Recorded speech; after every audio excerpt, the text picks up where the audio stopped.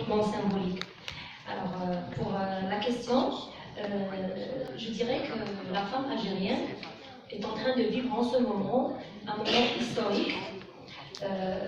Je pense que son intitulé, c'est l'incarnation de son droit de manifestation. Ce droit qui était pendant longtemps illicite, était très conditionné et même interdit. La femme algérienne, même si elle avait la chance de conquérir ses droits politiques, socioculturels et économiques à travers toutes les constitutions successives, commençant par la constitution de 1963, qui lui a reconnu le droit de l'égalité avec les hommes, mais en pratique, on trouve un grand éclipse, on trouve une grande absence de la femme algérienne dans l'espace public généralement, y compris dans la vie politique. Et cela a été dû à plusieurs facteurs, je citerai à titre d'exemple, par exemple quelques valeurs culturelles traditionnelles, je citerai aussi quelques croyances religieuses très rigides envers la femme, son dépendance économique à l'égard de l'homme. Tout ça était vraiment les causes de l'absence de l'accès de la femme à la politique. Et pour encourager la femme, l'État a fait beaucoup d'efforts, notamment, je citerai la stratégie nationale de développement des droits de la femme, je citerai aussi les réformes de quelques lois, je dirais la loi électorale, la loi des partis politiques. Et pour les mécanismes, en ce qui concerne les mécanismes, je citerai deux mécanismes très très importants dans la vie politique. En 2008, le constituant a intégré le principe du quota.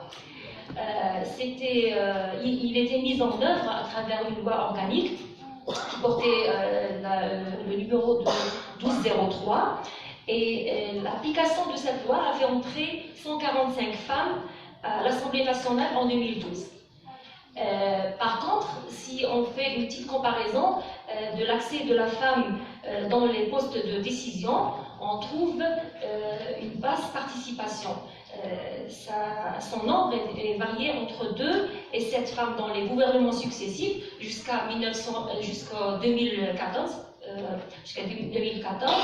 Le gouvernement actuel comporte 4 femmes dans un gouvernement qui est composé de 27 ministres.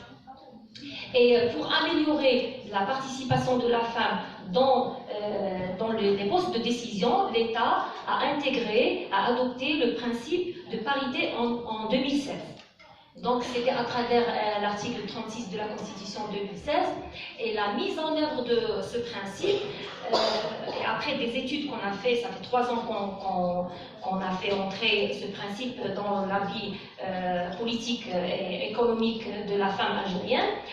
Selon ces études, on remarque une augmentation significative de l'entrée de la femme dans certains domaines. Je citerai par exemple l'import-export, je citerai aussi le partenariat. Et dans le domaine de poste de décision, on a remarqué une augmentation d'un taux de 11,6%. Et cela, c'était après l'application des directives et des circulaires qui ont été diffusées dans les différentes administrations pour l'ouverture de l'accès de la femme à ce genre de poste. Bien sûr, la femme compétente qui a de l'expérience à ce genre de poste.